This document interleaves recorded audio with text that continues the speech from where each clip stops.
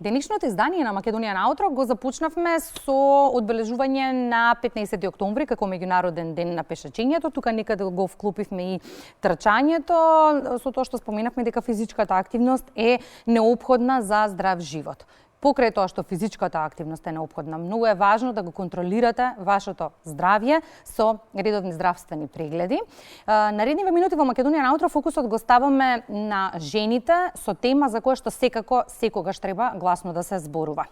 Имено, ракот на дојката важи за 5-та најсмртоносна форма на рак во светот. Според статистиките, една од 14 жени со рак на дојка е под 40 годишна возраст кога се диагностицира истиот. Причина повеќе да зборуваме гласно со гостинките во студиото 3 на Македонската телевизија. Велам добро утро за Емануела Доденова и Лиридона Лимани од Сдруженијето Езра. Добре ни дојдовте.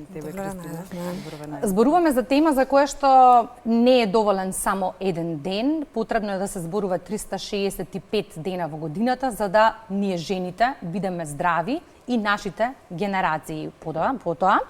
Имено националниот месец за свесноста за рак на дојка основан е како податок за нашите гледачи 1985 година со цел да се промовира женското здравје и мамографијата воедно како најефикасно оружје во борбата против ракот на дојката. Она што ме интересира на самиот почеток на разговорот.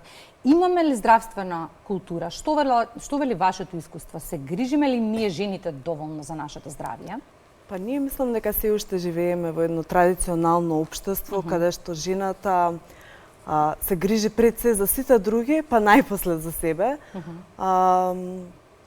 Нели прво фамилијата, домот, па дури потоа ако и остане време, посветува доволно грижа и внимание за самата себе.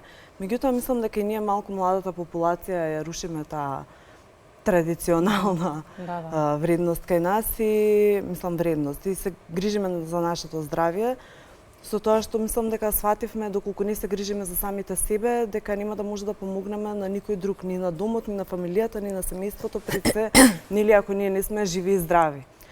Сега она што нас не засега е дека колку и да сакаме ние да се грижиме за нашето здравје, некогаш самиот систем крахира.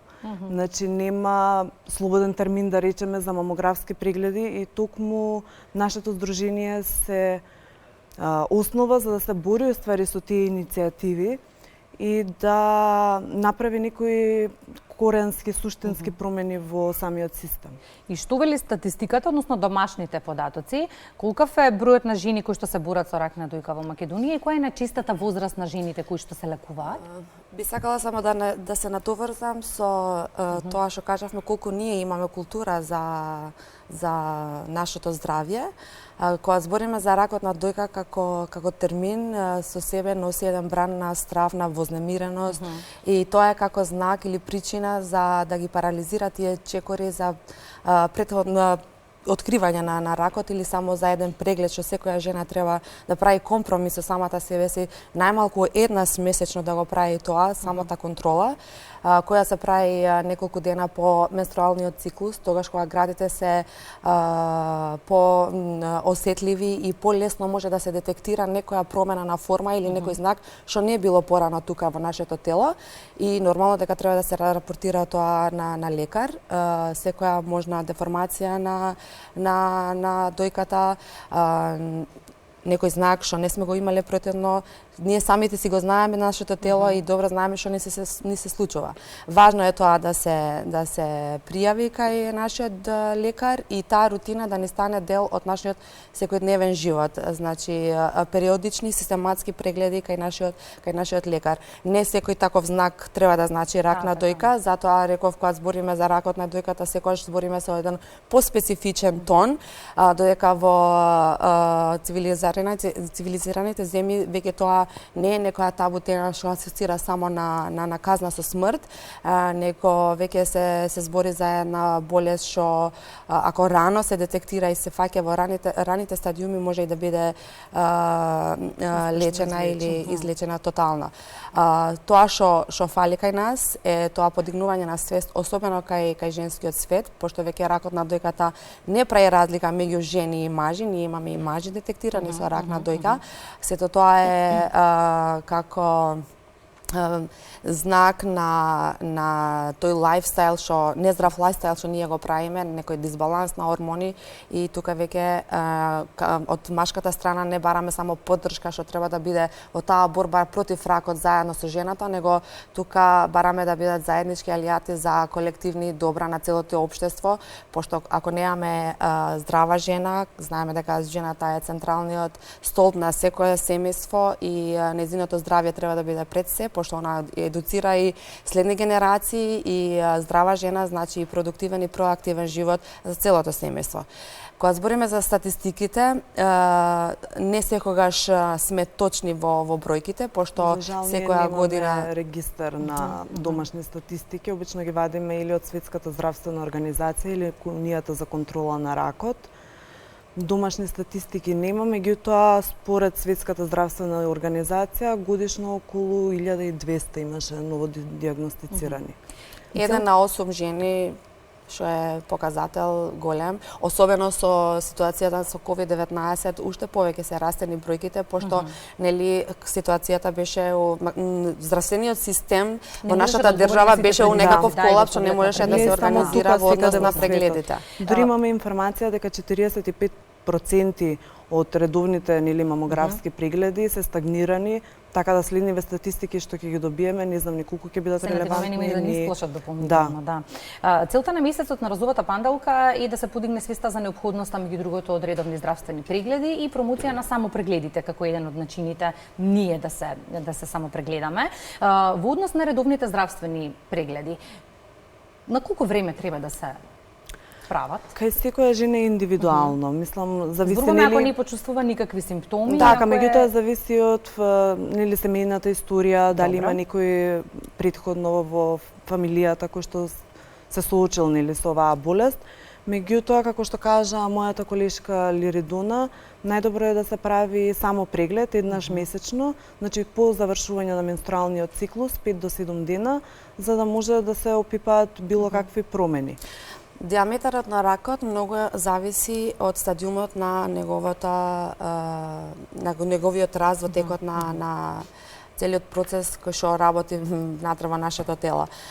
Битно е да се знае дека само прегледот е првиот чекор што треба секоја жена да го прави, како што кажавме, еднаш месечно. Следно е ехо на дојка, тој скрининг што се прави од медицинскиот персонал. И последното е мамографија, што ги детектира канцерогените клетки во многу рана фаза и спречува нивно понатамошно развивање. Сега, ехо на дојка треба секоја девојка и млада девојка од 20 години, пошто ние имаме и многу млади пациентки со двете изгубени гради.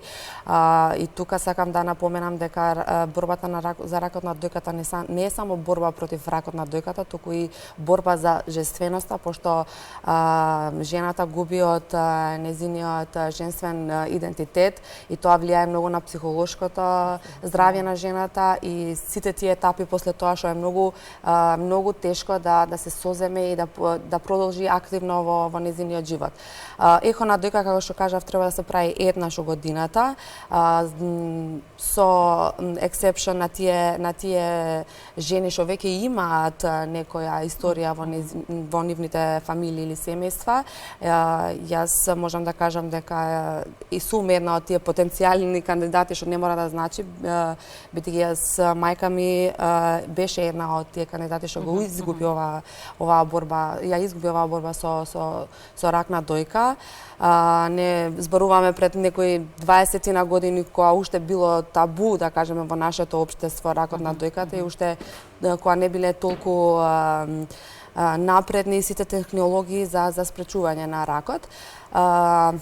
Мамографот се прави обично исто еднаш годишно, особено кај жени над 35 години, кај тие жени што веќе не мислат да го прошират нивното семејство или да раѓаат, да кажеме, бидејќи тоа има и негативни ефекти кај некој дел од жените. Хормоналните дисбаланси, да. И кај жени што имаат модифицирани фактори на БРЦ1 и БРЦ2, што се фактори што се откриваат преку медицинскиот персонал и преку научните институции кај нас, фактори што покажуваат дали сме ние носители на такви клетки за да бидеме носител на една таква болест. Симптомите се различни од жена до жена, меѓутоа секако постојат некои знаци кои што не смееме да ги игнорираме. Кои се? Ние најдобро си го познаваме у принцип нашето тело, така да тоа што е промена за мене не мора да значи дека е промена и за некоја друга девојка. Меѓутоа она што не смее да се игнорира е грудки на градите, има исцедок од дојките, повлекување или спакнување на брадавиците, некогаш некакви промени на кожата, некогаш жените кажуваат дека имаат кожа како кора од портокал, дека им се менува кожата околу, мислам, на дојките. Така да, мислам, ние не сме стручни лица и лекари, нели, за конкретно да кажеме, меѓутоа било каква промена, доколку осетат жените, треба да посетат доктор кој што нели ќе ги упати понатаму. Превентивните прегледи се особено значајни не само за нашето здравје, туку и за да се поштедиме меѓу другото и од стрес, од моментот на можна диагностика на рак на дојка. Тоа се емоционални мигови со кои што тешко се носи генерално и целото семејство и оставаат сериозни психолошки последици за генерациите од семејството.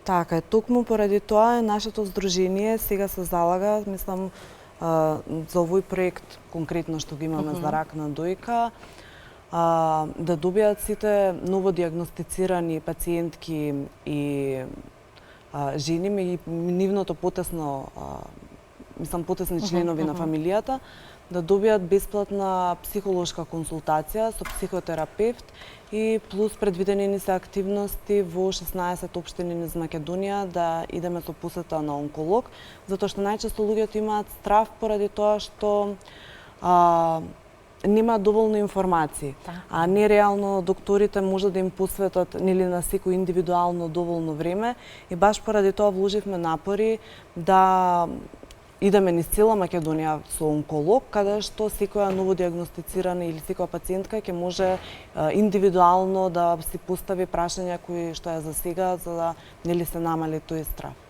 Ние практично со овој разговор само ја отвараме темата, немаме доволно време да дискутираме, иако има многу прашања.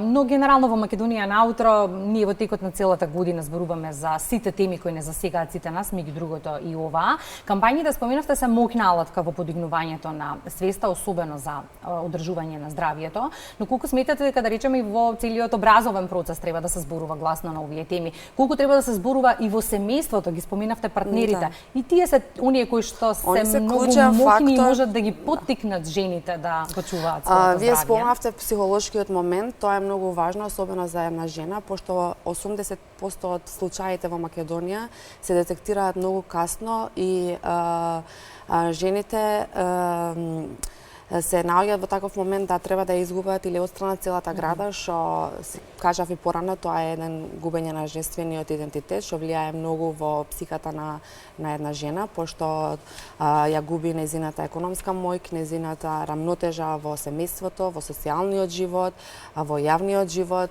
и тоа е момент кај што не секоја жена ја има таа храброст или таа моќ да може таа битка да ја води сама или да ја победи. Ние секогаш правиме кампањи за жените да бидат да ги охрабруваме во оваа битка, бидејќи нема си сметаме дека нема болест што не се лечи, него има пациенти што не ќе да се лечат. Сега тука е многу битен фактор и целото семејство, поддржувањето на машкиот свет, пошто секогаш кога збориме за ракот на дојката, некако се тангира као тема што ги засега само жените и дека нема доволно информации сите, пошто еден маж со карцином се соочува не само преку неговата жена, него преку неговата сестра, преку неговата ќерка, преку неговата партнерка, било што, и на крај преку самиот себе си, пошто како што кажав имаме евидентирано и случаи на рак на дојка и кај машкиот свет. И тука таа соработка заедничка е многу битна за да може една таква болест да се лечи како што треба, бидејќи има многу фази, трае, знаеме, имаме хемотерапија, зрачење, па лекување на посебни начини, индивидуално од секоја жена, зависно нејзината диагноза. За на крај таа да може да се врати во нормален живот и да се продолжи со нејзините обврски како жена, бидејќи жената знаеме дека е клучен фактор не само на семејството, туку на општеството и она е многу важен носител на многу важни интегрирани подиуми во нашето општество. Многу често зборуваме за тоа колку сме мукни ќе бидеме само ако сме здрави. Благодарам Така многу за гостувањето во Македонија наутро. Фала ви на вас. Благодарам, Кристина.